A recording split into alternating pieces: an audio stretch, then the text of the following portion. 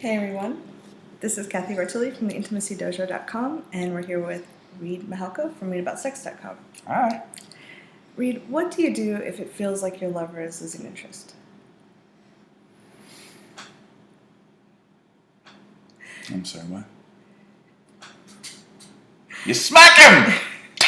What are you doing? Pay attention to me! That doesn't always work. And there's a lot of folktale out there about how you're supposed to do it. You're supposed to get fancy lingerie. You're supposed to ignore them. Mm-hmm. I've tried those things with relationships. You haven't tried them with me. No. I haven't tried the smacking thing either. Oh, That's yes, coming up there. Just ignore them in fancy lingerie while you smack them. I know people who are into that. I'm sure you do. So can you answer the question? No! What do you do if your partner's a jackass? What I think you should do is sit down and have a real conversation with them. This is what I'm feeling. If you want to use the difficult conversations formula from my website, I'll put the link to that below the video. That'll be great. There's here's what I'm afraid of. Here's what I'd like to create, and here's what I want to talk about. To have those conversations, to be real with each other, to figure out what's up, rather than, I'm going to use these tactics to try to get your interest. Kind of manipulative in a way. Well, yeah. There's strategies. We can debate whether they're truly manipulative. But I think really what's needed is a conversation about, well, what interests you now? Mm-hmm. And where do you guys share things in common? Or co-create something that excites both of you. Like create something that is interesting to the two of you. Yes. And that often, I think, will help jumpstart something. The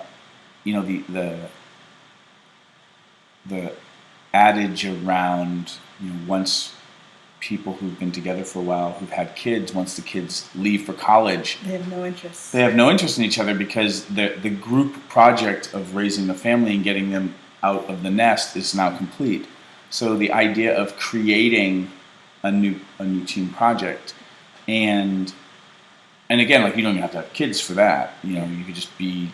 You don't have to have another round of kids. That's you don't have to do that. But I think that's one of the reasons why with some couples, grandchildren are so important, because it's the second wave of the project that they had rallied around. Mm-hmm. And there's a lot of social context and support for those projects. But it can be whatever you guys want to create. And I think what needs to happen is you sit down and you be like, well, hey, what interests you these days? I want to create something collaborative with each other that gets us excited. What is that for you? Do you have any ideas? And you guys just start sketching it out. In having a really real conversation like that, don't be surprised if old emotional bullshit starts coming up to the surface. It's kind of like if you're cleaning your pool, you have to dredge up all the crap from that's on the bottom since the fall. And so the water will get murky. Understand that could happen and that nothing's wrong. You guys are basically, shaking up the Etch-a-Sketch to create a new drawing. Yeah. And if you guys can get excited about the creating of a new drawing, often that will generate interest. Other little things that can be useful, you taking an interest in your partner's hobbies, the things that are already interesting to them. And it doesn't mean if I'm into golf, you have to get into golf. But it can be, you acknowledging me and, approving of my interest in this area, and then asking, well, will you give me some approval and some accolades for this thing that I'm into? Mm-hmm. And trying to share a certain amount of interest in things that you each find exciting. That might work too if collaborating a whole project seems like too much. Right. And I know that sometimes when I'm feeling really depleted, it's hard to be appreciative to someone else. Mm-hmm. So it can help to go get those needs met. Some of those needs met with a friend. Go to a friend and say, hey, listen, I'm feeling kind of down today. I'm feeling not appreciated. Can you tell me 3 things you really value about me? Yeah.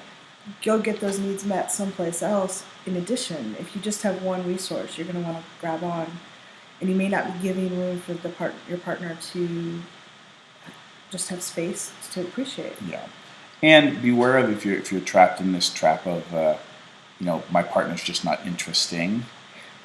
That often means you're not looking hard enough, and you really want to look for the gold that you see in people, whether it's that little nugget of they're just often really kind to animals, whatever that is. Again, I think a lot of our passive aggressiveness is coming from needs not being met and Yes. being depleted, and we're taking it out on our partners rather than trying to take responsibility for that and see them with new eyes. Yeah. So give that a try. Great. Good luck. Leave some comments. Let us know what you think. Ask questions. We'll see you later. Bye. Thanks, Reid.